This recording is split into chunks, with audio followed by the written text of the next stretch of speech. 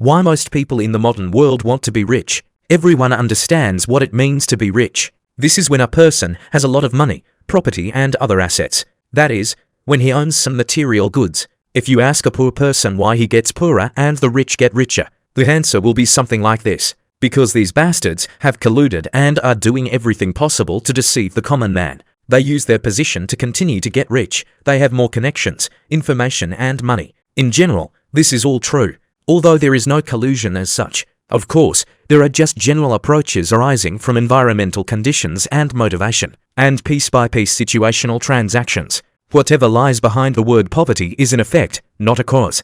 And then what is the reason? A way of thinking, because action is a derivative of a way of thinking. There is a way to think about relationships with the world, with other people, with objects, which is called poverty. We will try to reveal these aphorisms in parts. Let's say I'm poor, but I want to be rich. Do you sense the danger? Wealth is poverty, just the opposite. I'm kind of a non-drinking alcoholic. Let's say I've gone from poor to rich, and what's the surprise? It may turn out that I don't like this either. I don't like poverty, but I like wealth in contrast. We need to look for something that is higher than wealth and poverty. So, poverty. Most of those who want to defeat it make an automatic choice of poverty at every fork in their path. For example, I have $200 in my pocket. I need to go home. A comfort taxi costs just $200, but I have to pay my rent tomorrow. So I choose economy or metro. I have $200, but I need them. When? Tomorrow. I want to buy headphones for $300, and I just received an advance of $300. And here I am at a fork in the road. Buy what I want, or buy what's next to it for $50. If I'm a poor person, I choose the latter. Like every decent poor person, I have a Meissen set that I accidentally inherited. But I don't eat from it every day. And what do I eat from? I usually have a stack of plastic plates brought from a corporate party. Well, so that I don't spend pills for the dishwasher either, because it's expensive. It turns out to be an interesting situation. There is money, but there is none. This way of thinking can be described as follows. The poor don't have enough, even when they do. Then for the rich, we construct the phrase in reverse. The rich have enough, even when they don't have enough. And it turns out that your poverty is automatic. 3 ideas stand behind each of our choices and light the way. The weight of economy class taxi. Tomorrow, it will come, and it may be black tomorrow. There will be no money. Or tomorrow there will be only the money that I have left from today. The money I have here is random. They get them, and it's not a fact that they will get them tomorrow. That is, I can be rich at any given time, like in 12 days to times a month I am rich, in salary and advance payment. But I am poor because at the very moment when I was given money, it cannot be spent. Let's introduce the term instrumental avoidance context. What is it? The brain likes to link all sorts of patterns into chains of cause and effect. For example, an experiment with a dog.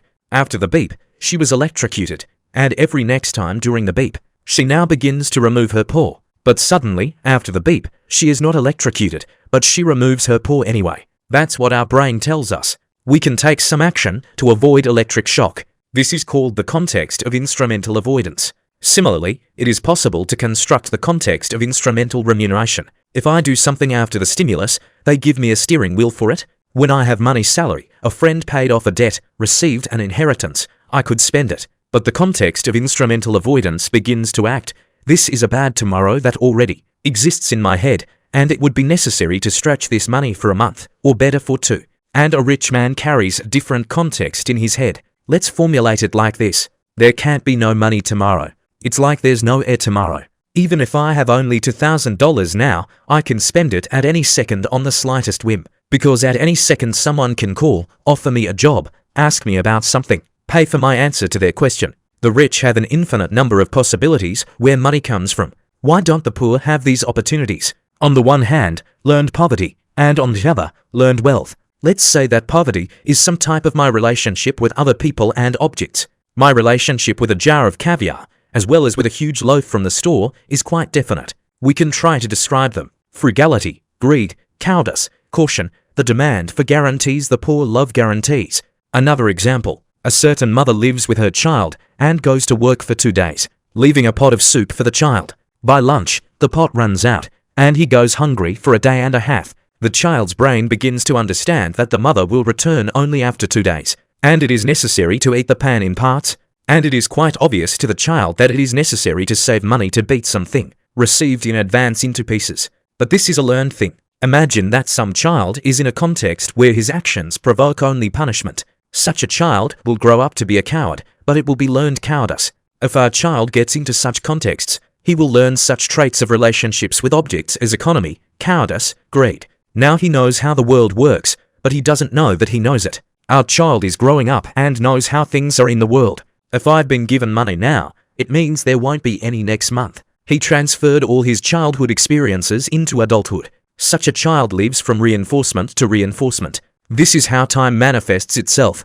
The time from reinforcement to reinforcement is functionally necessary. You need to calculate how many parts to divide the pan into. And in another sense, time disappears. For a poor man, time goes from paycheck to paycheck. Let's look at the opposite characteristics. The man and his environment.